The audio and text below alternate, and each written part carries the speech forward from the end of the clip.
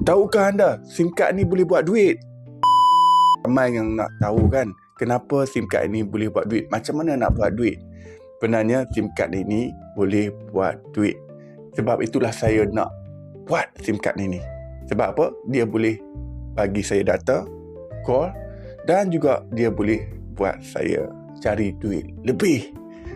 Jadi untuk SIM card ini, jika anda daftarkan kepada seorang pengguna, anda akan dapat 13% daripada jumlah reload ataupun plan.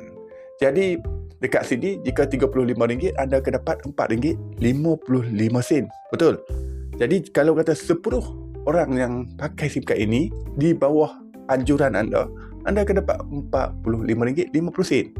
Sekiranya 100 orang, RM455.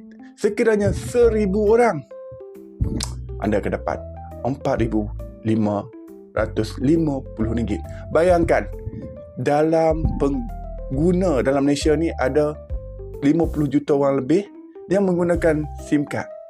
Hanya 1,000 orang yang anda daftarkan, anda dah dapat RM4,550. Bayangkan, siapa nak bagi SIM card ataupun dengan harga yang RM10 ni, anda boleh buat pendapatan sehingga beribu-ribu. Itu saya terangkan sekiranya anda daftarkan saja pengguna, tetapi belum ke anda daftarkan untuk jadi ejen juga. Ada lebih lagi banyak yang saya nak ceritakan, cuma saya tak nak peningkan kepala anda.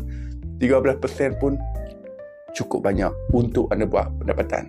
Jadi pada siapa yang berminat, boleh DM saya di profile, tak ada masalah, dan boleh hubungi saya. Saya akan terangkan macam mana kita nak buat duit dengan ni.